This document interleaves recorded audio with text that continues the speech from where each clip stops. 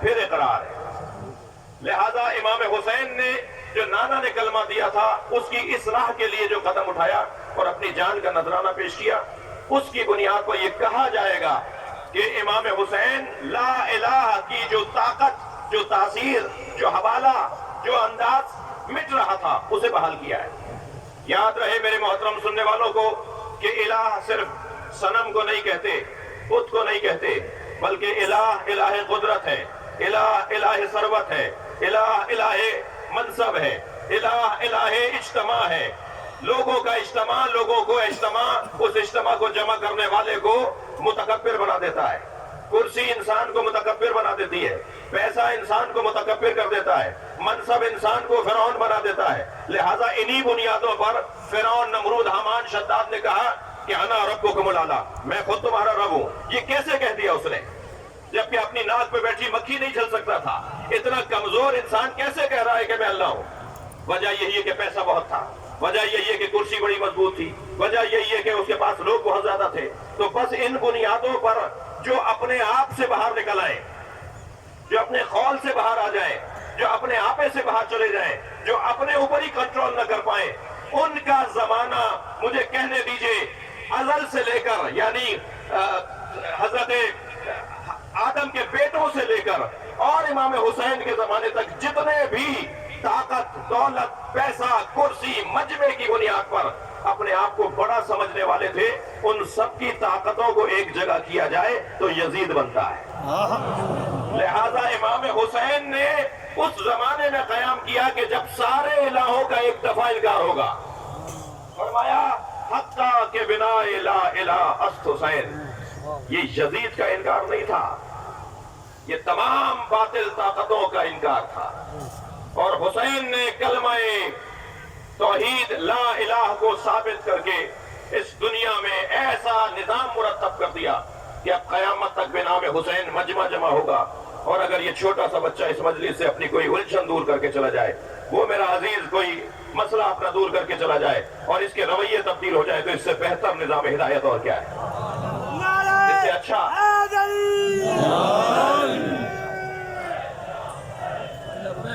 مل کر جواب دے دیجئے۔ لبیک یا حسین، لبیک یا حسین، لبیک یا حسین، لبیک یا حسین۔ بلندر صلوات ہدیہ کریں گے۔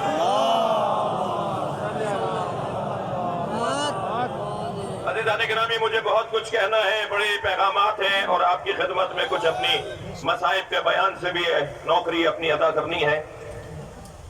کربلا، قربانی حسین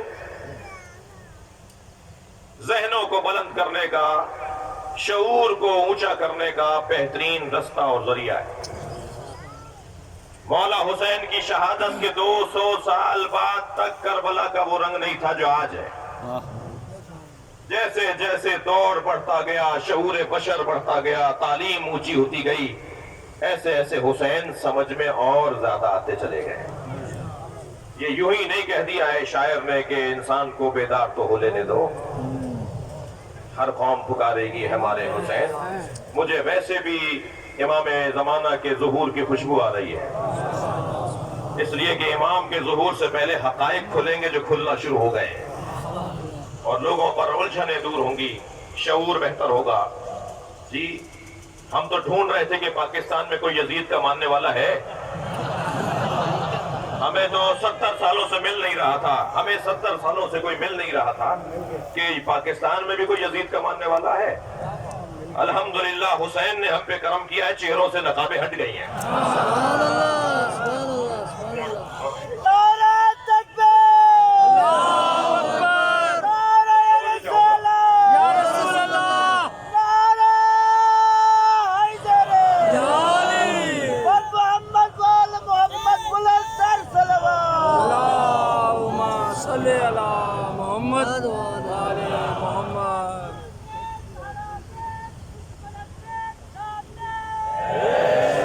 صلوات پڑھیں محمد وآل محمد۔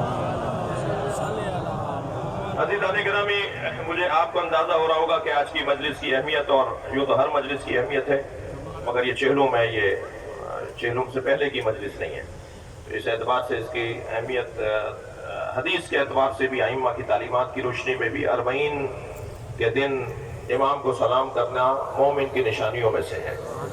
تو یہ آپ جو مجلس میں بیٹھے آپ سلام کرنے آئے ہیں. زیارت 40 زیارت مسنون اپنی جگہ پر ہے، مگر یہ جو ہمارا طریقہ ہے یہ بھی زیارت ہے.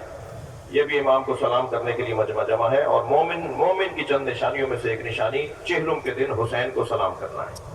تو ذہن میں رہے کہ امام حسین نے شعور کو ہمارا بلند کیا ہے، اور بصیرت بڑھانے کی ضرورت ہے عزیزو. بصیرت کہتے کسے ہیں؟ مجھے 2-4 منٹ دے دیجئے اس بات کو روشن کرنے کے لیے. یہ لفظ بہت سنا گیا ہے، بہت بولا جاتا ہے. بصیرت کہتے کسے ہیں؟ پہلے تو ایک جملہ کہہ دوں کہ جو چشم سر سے دیکھتا ہے وہ صاحب بصر ہوتا ہے، اور جو چشم جان سے دیکھتا ہے وہ صاحب بصیرت ہوتا ہے. جب ہماری آنکھیں، دل کی آنکھیں کھلنا شروع ہو جائیں، جب ہمارے اندر سے نظر آنا شروع ہو جائے، تو یہ بصیرت کا عنوان ہوتا ہے. اور آنکھیں تو بہت ساری چیزیں دیکھتی ہیں، اور نبی سے بھی اللہ نے کہا کہ اے میرے حبیب تم نے نہیں دیکھا کہ یہ تمہیں دیکھتے ہیں جی اور تمہیں پہچانتے نہیں ہیں. تو دیکھنا اور ہے، پہچاننا اور ہے. سامنے بیٹھا ہوا ہوتا ہے اور انسان کو نظر نہیں آ رہا، سامنے رکھی ہوئی ہوتی چیز انسان کو نظر نہیں آ رہی ہوتی ہے. تو وہ جو دل کی آنکھیں ہیں اس کو بصیرت کہا جاتا ہے. بصیرت عزیزان گرامی حاصل کرنا آج ہر دور سے زیادہ ضروری ہے.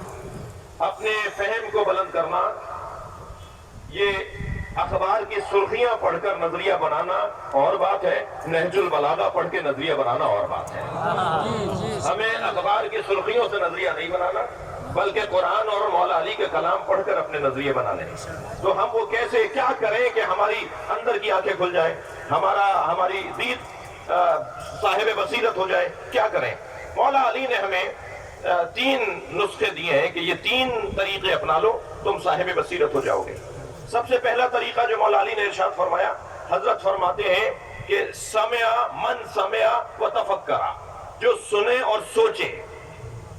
کیا کرنا ہے؟ 3 کام کرنے ہیں. سننا ہے، اور سننے کے بعد بولنا نہیں ہے، سوچنا ہے. پہلا مرحلہ من سمع ثم تفکر، من سمع و تفکرا، سنو اور سوچو.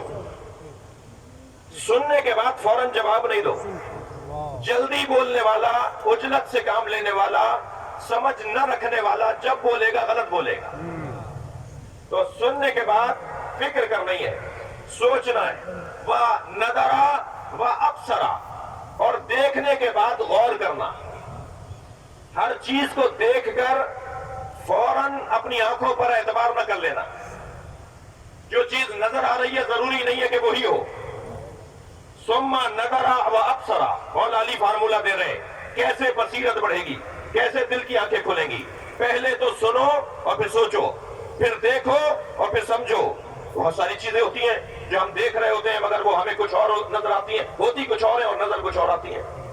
ہمیں نظر کچھ اور آتی ہے، ہوتی کچھ اور ہے. دور سے آپ سراب کو دیکھتے ہیں، پانی نظر آتا ہے، قریب جاتے ہیں پانی نہیں ہوتا. یہ پنکھا جو گھوم رہا ہے ایسا لگ رہا ہے جیسے کوئی تھال گھوم رہا ہو، جبکہ 3 پر ہے، تھال نہیں ہے.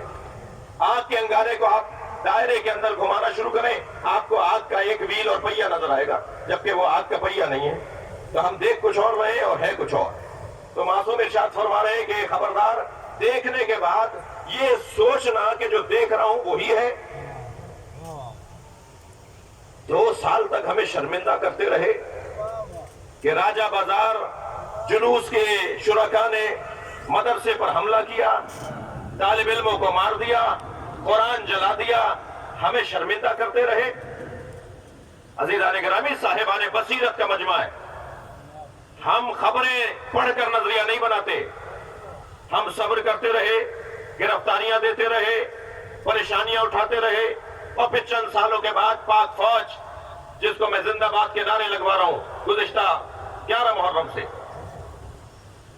اور انہوں نے بتایا کہ صاحب اسی مسلک کے لوگ تھے جنہوں نے کالے کپڑے پہنے ہوئے تھے، اور مدرسے میں گھس کر انہوں نے اپنے طالب علم مارے، قرآن جلایا، اور الزام لگایا عزاداروں پر اور عاشور کے جلوس میں شرکا پر. میں آپ کو ایک اور بشارت دے دیتا ہوں. یہ جو ابھی 11 محرم کو 10 محرم کو رات 10 بجے FIR کٹی، اس کے بعد 3 محرم کو جو واقعہ پنڈی میں ہوا، اور اس کے بعد پھر 11 محرم کو اس کے اوپر ایکشن لیا جاتا ہے. اگر یہ واقعہ 4 محرم کو ہوا تھا تو پھر غصہ تو 5 محرم کو آنا چاہیے تھا. یہ انتظار کیوں کیا جا رہا تھا عاشور گزرنے کا؟ اور پھر خیر جو کچھ ہوا، اور یہ جو واقعہ ہوا ہے یہ بھی کچھ مدت کے بعد کھلے گا کہ اس کے پیچھے سازشیں کیا تھی۔ سازشوں کی لمبی لمبی قطاریں ہیں اور لمبی لمبی دلیلیں ہیں۔ میں ان سب کو چھوڑ کر نتیجے کی طرف جاتا ہوں، اور نتیجہ یہ ہے کہ یہ منتخب اور منتصب مجمع، یہ پاکستان کا ایک بہت بڑا اجتماع جو اس وقت کراچی کے مرکزی مجلس کے اندر ہو رہا ہے، یہ سارا مجمع پورے پاکستان کے شیعوں کی طرف سے اور پورے پاکستان کے سنیوں کی طرف سے یہ کہنا چاہتا ہے کہ پاکستان کو اسرائیل تسلیم کرنے نہیں دیں گے۔ لبیک یا حسین!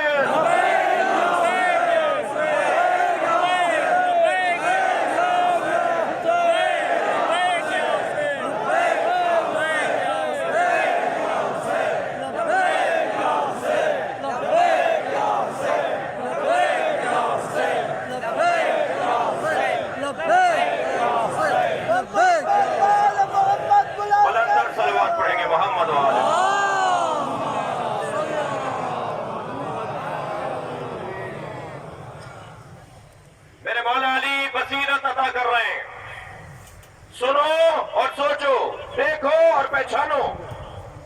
اور اس کے بعد تیسرا فارمولہ، وانتفع بالعبر۔ صاحب بصیرت وہ ہوتا ہے جو تاریخ سے عبرت حاصل کرتا ہے۔ خبردار، ہم جنگ جمل دوبارہ نہیں ہونے دیں گے۔ خبردار، ہم جنگ صفین دوبارہ نہیں ہونے دیں گے۔ خبردار، دماغ سے نکال دو، علی آج اکیلا نہیں ہے۔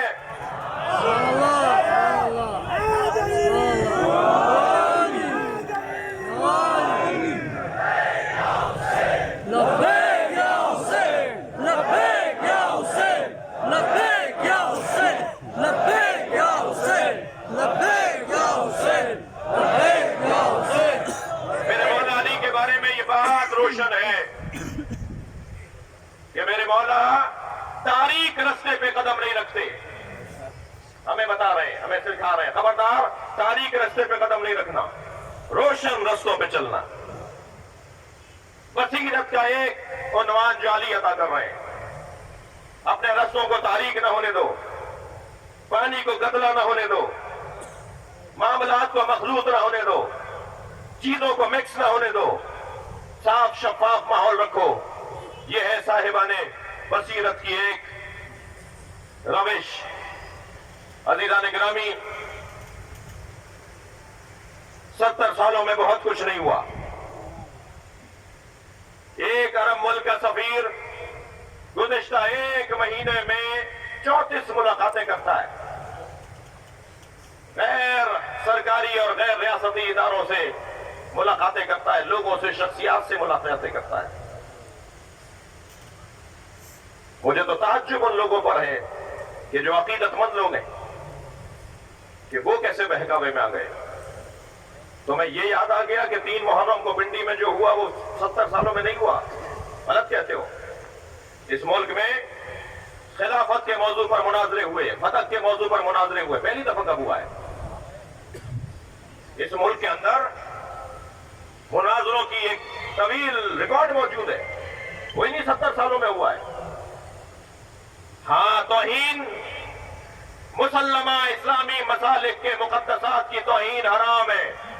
میں آج اپنے مجمع سے بھی کہلوانا چاہوں گا، اہل سنت کے مقدسات کی توہین کرنا، بولو گے بھائی میرے ساتھ، بولو گے؟ اہل سنت کے مقدسات کی توہین کرنا، ابھی آواز نہیں آئی مجھے، اہل سنت کے مقدسات کی توہین کرنا، اس پہ عمل بھی کرنا ہے، یہ صرف نعرہ نہیں لگانا ہے، اس پہ عمل بھی کرنا ہے۔ خبردار، خلفائے ثلاثہ امہات المومنین کی توہین نہیں ہوگی، اور اگر کسی نے کی ہے اور کر رہا ہے اور کرے گا تو ہم اس کے ساتھ نہیں کھڑے۔ اور خلفائے ثلاثہ میں حضرت عثمان بنی امیہ میں سے ہیں، یہ سوچتے ہوئے جملہ سنیں کہ ہم خلفائے ثلاثہ اور امہات المومنین کیونکہ مقدسات اہل سنت ہیں ان کی توہین کرنا حرام سمجھتے ہیں، ہمارے فقہا کا فتویٰ ہے، مگر یاد رہے بنی امیہ کی تعظیم ہم نہیں کریں گے۔ اور یاد رہے، توجہ چاہوں گا، اور یاد رہے کہ جب ہم یہ کہہ رہے ہیں کہ ہم مقدسات اہل سنت کی توہین نہیں کریں گے، نہیں کرتے، نہیں جانتے، صحیح نہیں جانتے، تو اس کا یہ ہرگز مطلب نہ لیا جائے. پاکستان کے مرکزی اشرے کی مرکزی ممبر سے بات کر رہا ہوں، یہ ہرگز مطلب نہ لیا جائے کہ اب فتح کا واقعہ بیان نہیں کریں گے. ہم کریں گے. ہم خلافت بلا فصل علی بن ابی طالب کو بیان کریں گے. ہم مولا علی کی افضلیت کو بیان کریں گے. اگر بے احتیاطی اور جملوں کی رقت ہوتی تھی، رقیق جملے ہوتے تھے، تو ان کو نصیحت کر رہے ہیں، علمی انداز سے بات کرو، استدلال سے بات کرو. خبردار کوئی ایسی بات نہ کرو جو دل آزاری کا سبب ہو. اور یاد رہے عزیزان گرامی کہ اس ملک میں 70 سالوں میں اگر یہ نہیں ہوا جو آپ کہہ رہے ہیں، تو 70 سالوں میں میں ایک پیغام دے دیتا ہوں. 40 سال کا پاکستان کراچی پاکستان ریڈیو کا ریکارڈ اٹھا کر دیکھیے. 70 سالوں میں یہ زیارت عاشورہ 40 سال تک پڑھی گئی ہے ریڈیو پاکستان سے. ٹھیک ہے، میں اپنے بچوں سے کہوں گا کہ کوئی واجب نہیں ہے کہ آپ زیارت عاشورہ ہی پڑھیں، زیارت وارثہ پڑھ لیجئے، زیارت ناہیہ پڑھ لیجئے. میرے بچے، میرے جوان جو مجلس نماز کا اہتمام کرتے ہیں، میں ان سے نصیحت کر رہا ہوں. کوئی ضدیت نہیں ہے. ہم امن چاہتے ہیں، ہم اپنے عقیدے پر معقول انداز سے عمل کرنا چاہتے ہیں. لیکن یہ کہنا کہ 70 سالوں میں نہیں ہوا، تو 70 سالوں میں کیا نہیں ہوا وہ بھی بتا دوں. 70 سالوں میں بے گناہ بے خطا حضرت فلاں، میں تو اس ممبر پہ نام نہیں لینا چاہتا، بے گناہ بے خطا حضرت فلاں کا نعرہ لگا اس ملک میں 70 سالوں میں نہیں ہوا. سیاست فلاں زندہ باد کا نعرہ اس ملک میں لگا 70 سالوں میں نہیں ہوا. جب تم سیاست فلاں زندہ باد کہتے ہو تو پھر سیاست علی کو کیا کہتے ہو؟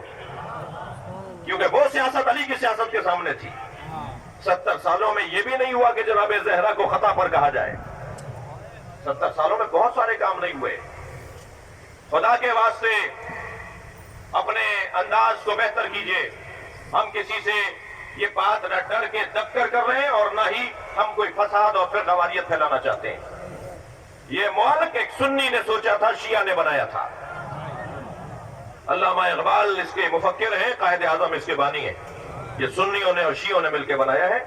مشترکات کی طرف آ جائیے. میں تائید کروں گا اس مجمع کی طرف سے بھی، جنہیں نہیں پتا وہ پتا کر لیں، کہ جن 3 دن پہلے اسلام آباد میں ایک ضابطۂ اخلاق پر دستخط ہو گئے ہیں، وفاقی وزیر مذہبی امور اور اسلامی نظریاتی کونسل کے چیئرمین صاحب جناب قبلہ ایاز اور جناب پیر نور الحق قادری صاحب کے اہتمام اور انتظام کے ساتھ ہماری 2 شخصیات نے بھی اس پہ سائن کیے ہیں.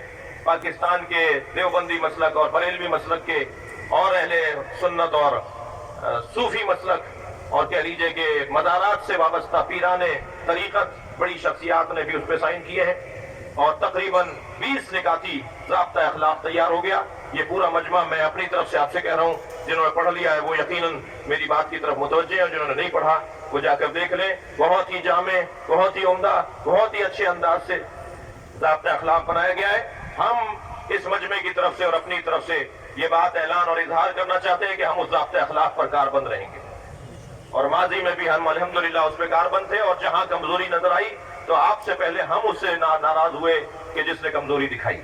اس ملک میں ہم ناراض ہوئے ان لوگوں سے کہ جو ہمارے درمیان تھے اور وہ اس ضابطۂ اخلاق پر عمل نہیں کر رہے تھے جو اب بنا ہے. انشاءاللہ اس پہ عمل رہے گا. اور ایک اور پیغام دینا چاہوں گا عزیزان گرامی، یہ چہلم کا اجتماع ہے.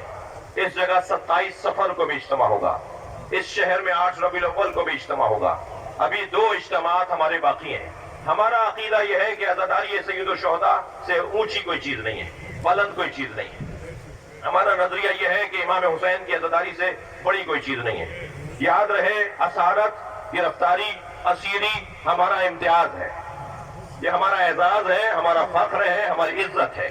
ہمارے پاس 2 ہی چیزیں نسل پادہ نسلیں نہیں ہیں، شہادت اور اسارت. یا ہم شہادت کو گلے لگاتے ہیں یا ہم اسیری کو قبول کر لیتے ہیں. لہذا اسیری کے حوالے سے کوئی پریشانی کی بات نہیں ہے. بس صرف اتنا کہتا ہوا گزروں گا کہ کچھ گفتگو گزشتہ رات بھی اور اس سے پہلے بھی ہمارے عزیزوں سے رہی، ہمارے بھائیوں سے رہی، ذمہ داروں سے رہی. میں نے ان سے یہی گزارش کی کہ آج کے اس چہلم کے اجتماع میں ایک بات کہہ دوں گا. اگر اس بات آپ نے اپنی بات پر عمل نہیں کیا اور انصاف فراہم نہیں کیا گیا اور ہمارے ساتھ زیادتیوں کا سلسلہ بند نہیں ہوا اور اس قصے کو ختم نہیں کیا گیا تو پھر ظاہر ہے 27 سفر کے اجتماع میں بھی اپنا قومی پالیسی اعلان کیا جائے گا. ہم بتائیں گے کہ ہم اب کیا چاہتے ہیں اور ہم کیسے چاہتے ہیں, اور اسی طرح 8 ربیع الاول کے اجتماعات کے اندر بھی بتایا جائے گا. لہذا مجھے یقین دلایا گیا ہے, مجھے بتایا گیا ہے کہ انشاءاللہ معاملات بہتری کی طرف ہوں گے اور بہتر ہو جائیں گے. میں اعتبار کر رہا ہوں, اعتماد کر رہا ہوں. اور ایک جملہ اور کہہ دوں, خدا کے واسطے ریاستی ادارے ہوں, حفاظتی ادارے ہوں اور سرکاری اور حکومتی ادارے ہوں, وہ اپنا اعتبار ضائع نہ کریں. جو آپ ایک دن پہلے کہتے ہیں دوسرے دن اس میں قائم رہیں, تیسرے دن اس کے اوپر قائم رہیں. یہ نہ ہو کہ میٹنگ میں آپ نے ایک بات کہہ دی, گفتگو میں آپ نے ایک بات کہہ دی, 4 دن بعد آپ نے نوٹیفیکیشن تبدیل کر دیا, ایک اور لیٹر جاری کر دیتے ہیں کہ وہ جو بات ہوئی تھی ہم نہیں مانتے. تو جیسے آپ نے میٹنگ میں بات مانی تھی ایسے ہی بلا کر بات کو رد کریں نا. یہ کیا بات ہوئی کہ آپ جب یہ گھروں کو چلے گئے تو ایک لیٹر بھیج دیا کہ ہم نہیں مانتے. اس سے آپ کا اعتبار گر رہا ہے. میں آپ سے ہمدردی کر رہا ہوں, میں آپ سے پیار کر رہا ہوں. یہ ہمارا ملک ہے, یہ ادارے ہمارے ادارے ہیں. آپ کو تنخواہیں ہمارے ٹیکسوں سے ملتی ہیں, یہ ہمارے خون پسینے کی کمائیاں ہیں جو آپ الحمدللہ کیونکہ بڑے منصبوں پر بیٹھے ہیں تو آپ ان سے سہولتیں لیتے ہیں, اور وسائل ہمارے دیے ہوئے وسائل ہیں جن سے آپ سہولتیں پا رہے ہوتے ہیں, اچھے گھروں میں رہ رہے ہوتے ہیں, اچھی گاڑیوں میں سفر کرتے ہیں. اللہ اور آپ کو ترقی عطا فرمائے, مگر اپنا اعتبار بحال کریں. ایک بات کر کے دوسرے دن تبدیل نہ کریں, اس سے آپ کی حیثیت گرتی ہے. مرد بنو.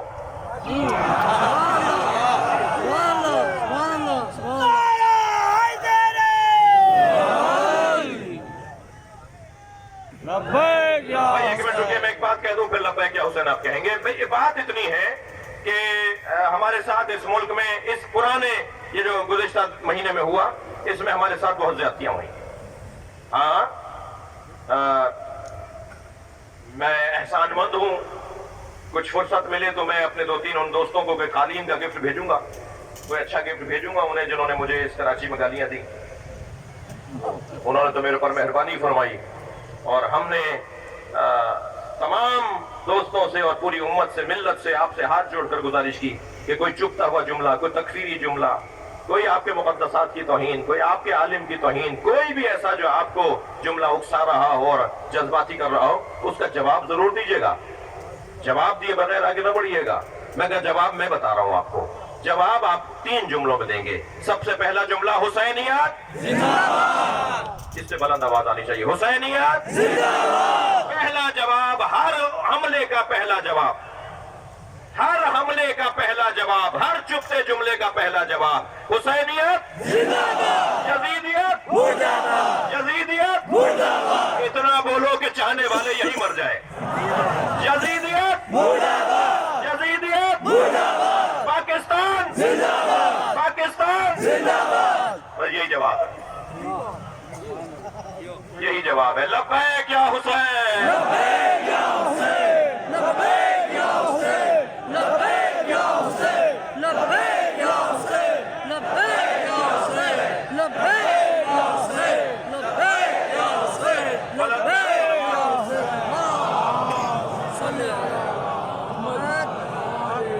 میں پورے پاکستان میں جو لوگ اپنے گھروں سے پیدل چل کے مرکزی جلوسوں میں شریک ہو رہے ہیں, مثلاً ببرلوں میں تو مرکزی جلوس نہیں ہوتا نا, تو وہ سکھر ہی جائیں گے نا. مثال دے رہا ہوں, مثلاً 60 میل میں تو جو مرکزی جلوس نہیں ہوتا وہ نواب شاہی آئیں گے نا. میں ایسے کوئی سینکڑوں نام گنوا سکتا ہوں چھوٹے شہروں کے جو اپنے بڑے شہر میں ہی جائیں گے نا. تو وہ اپنے چھوٹے شہر سے بڑے شہر اگر پیدل چل کے جا رہے ہیں تو یہ کوئی نیا کام نہیں ہو رہا, یہ کوئی ایسی بات نہیں ہو رہی کہ جس میں پریشانی ہو. جیک مباد کے مومنین کو میں سندھ کی طرف سے سلام کروں گا. بڑی شان سے انہوں نے شرکت کی ہے سکھر میں آ کر, ریکارڈ قائم کر دیا. ایسا لگ رہا ہے جیسے کربلا کا سفر ہو رہا ہو. اور آج کراچی میں بھی جب آ رہا تھا تو رستے میں میں نے دسیوں ٹولیاں دیکھی کہ جو 10-10, 20-20 لوگ جلوس میں شریک ہونے پیدل چل رہے تھے. لیکن کچھ شہروں میں ناانصافی ہوئی ہے, کچھ سختی ہوئی ہے. تو بہرحال میں آپ سے گزارش کروں گا کہ یہ رستہ ہی صبر کا ہے اور برداشت کا ہے. آپ برداشت کریں, اسے ماتم سمجھیں. मातम सिर्फ ये नहीं है जो आप अपने सीने पे मारते हैं, कोई और आपको पत्थर मारे उसे भी मातम समझ के कबूल कर लो। खास तौर पर आज के जुलूस के शुरका से गुजारिश करूंगा कि जुलूस मुकम्मल करेंगे।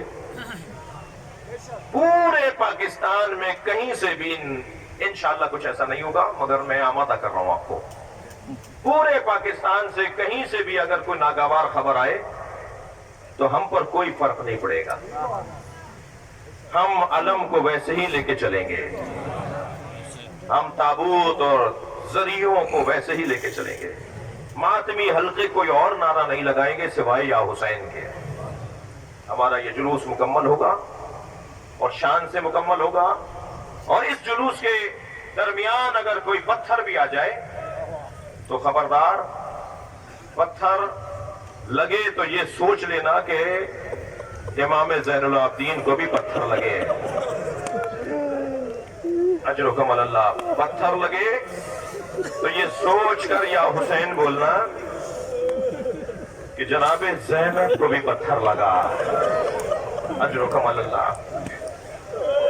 मैं दुआ गो हूं अहले सुन्नत उलमा जो मजलिस में शरीक हुए, चलिए अपने जहनों को जरा, काफिला आजाद हो रहा है। मैं गौर करता था मौलाना कि चेहलुम की मजलिस में इतना गिरिया क्यों होता है। जहां भी मैंने दुनिया में मजलिस पढ़ी है ना चेहलुम की, कोई 10 साल बाद कराची का चेहलुम पढ़ रहा हूं, मैंने अजीब रंग देखा है चेहलुम के मजलिस में। लोग आमादा होते हैं, एक जुमले पर आंखों की आंसुओं की लड़ियां बहने लगती हैं, मुस्तलिब होने लगते हैं। बहुत सी बातें की जा सकती हैं, मगर मेरे दिल की बात यह है कि ये वो दिन है जिस दिन ज़ैनब खूब रोई है।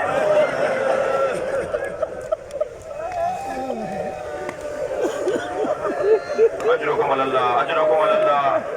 तकल्लुफ करके नहीं रोएंगे, जो जहां बैठा है अपनी आवाज को आजाद करेगा, भरपूर अंदाज से गिरिया होना है। चेहलुम ज़ैनब के गिरिए का दिन है, इसलिए कि जब बीबी रोती थी ना तो ताजियाना आता था। क्या बीबी इसलिए नहीं रोती थी कि अगर ज़ैनब रोएंगी तो उम्मे रबाब के लिए कौन सहारा बनेगा, अगर ज़ैनब रोएंगी तो बीबी उम्मे लैला के लिए कौन सहारा बनेगा। और रोने वालों, एक जुमला सुन के जरा दिल पर ले जाना, एक रोने वाली तो जिंदा ही नहीं रही।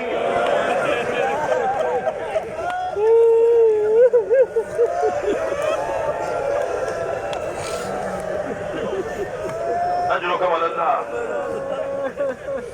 इमाम सज्जाद से यजीद ने कहा, हम आपको आजाद करते हैं, जाइए अपने वतन वापस चले जाइए। इमाम ने फरमाया, मैं अपनी फूफी ज़ैनब से पूछूंगा। अज़ादारो, हारने और जीतने का मफहूम देखिए कैसे रोशन हुआ। जनाब ज़ैनब से आकर कहा, फूफी अम्मा यजीद हमें रिहा कर रहा है। फरमाया, मुझे रिहाई नहीं चाहिए, मेरी 3 शर्तें, जो शर्तें मनवाता है वो जीतता है, जो शर्तें मानता है वो हारता है। मेरी बीवी ने फरमाया, मेरी 3 शर्तें हैं। मेरी पहली शर्त तो यह, मुझे घर चाहिए जहां मैं अपने हुसैन का मातम करूं, मुझे एक घर चाहिए, मैं शाम से ऐसे नहीं जाऊंगी जब तक कि शाम के लोगों को बताऊं नहीं किसको मारा है। मेरी दूसरी शर्त यह है कि हमारे तबर्रुकात वापस किए जाएं। अज़ादारो, ये जुमला मैं जल्दी से बोलकर जा सकता हूं, लेकिन जरा सुन लीजिए, तबर्रुकात थे क्या जो बीबी ने मांगे थे? सुनेंगे अज़ादारो, सुनेंगे? वो तबर्रुकात थे क्या जो बीबी ने मांगे थे? वो सकीना के गोशवारे हैं, वो बीबियों की बातें में, वो बीबियों के ज़ेवरात, वो ज़ैनब की चादर।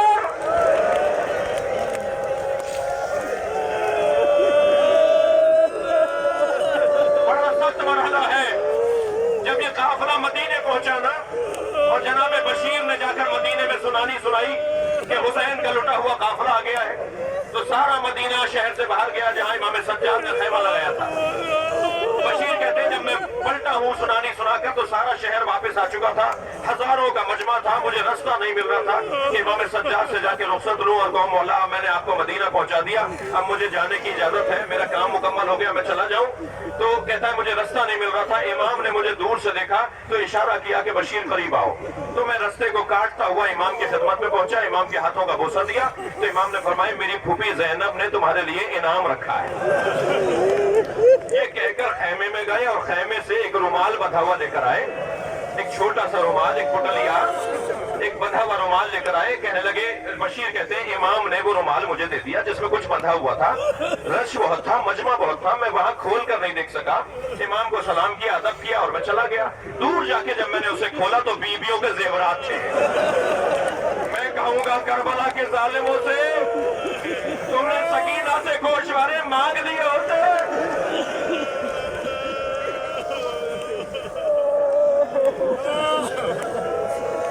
दूसरा मुतालबा हमारे तबर्रुकात वापस किए जाए। तीसरा मुतालबा यह है कि हमारे साथ ऐसा फर्क किया जाए जो हमें मदीना पहुंचा कर आए। यजीद ने कहा कि मैं आपके दो मुतालबात मान सकता हूँ, एक मुतालबा नहीं मान सकता। बशीर का बाप भी आपका शिया था और बशीर भी आपका चाहने वाला है, मैं उसे आपके हमरा करूंगा, रस्तों से आशना मदीना पहुंचाएगा। तो एक घर भी आपको देता हूँ जहाँ आप अज़ादारी करें और हुसैन का मातम करें, मगर तबर्रुकात तो कोई लूट कर कहीं ले गया। वाहरे गुरबत अहले बैत, कोई तबर्रुकात लूट के कहीं ले गया, मैं आपको उसके पैसे देने को तैयार हूँ। इमाम बैठे थे, खड़े हो गए। इमाम ने फरमाया तेरे पास वो पैसे कहाँ हैं जो ज़ैनब की चादर के बदले में दे सके? अज़ादारो घर मिला, मेरी बीबी मातम कर रही है, शाम की औरतों को करबला से आशना कर रही है। दूसरे दिन तबरुकात आना शुरू हुए, बहुत सी चीजें वापस आई, सरों पर सर आए, शहीदों के सर आए।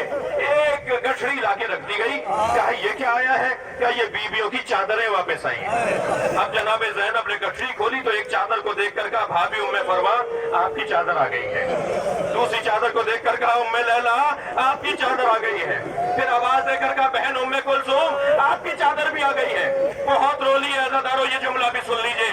एक छोटी सी चादर पर आ गई, मेरी बीबी ने चादर उठाई, कब्रे सकीना पर फैला दी। सकीना उठो, अजरो कमल अल्लाह, अजरो कमल अल्लाह। गिरिया हो गया, एक मंजिल और ले लीजिए।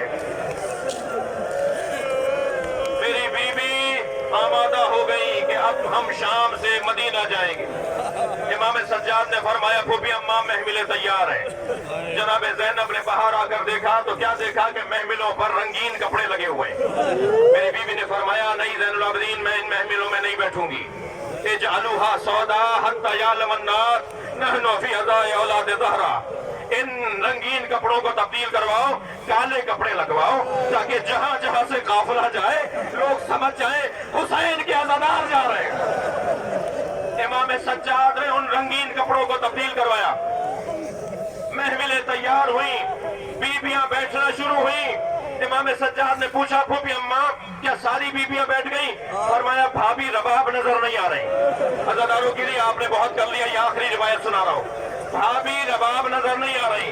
इमाम सज्जाद ने फरमाया मुझे मालूम है मेरी माँ कहाँ है, मगर अम्मा मैं अकेला नहीं ला सकूंगा, मेरा साथ सब चलो। आगे आगे इमाम सज्जाद, पीछे पीछे बीबियां। जिंदाने शाम में कदम रखा, क्या देखा? जैसे कोई माँ अपने बच्चे को गले लगाए हो, ऐसे जनाब रबाब ने कब्रे सकीना को गले से लगा। जनाब ज़ैनब ने आवाज दी भाभी काफिला तैयार हो गया। तो कांपती हुई आवाज में बोली मेरा मदीने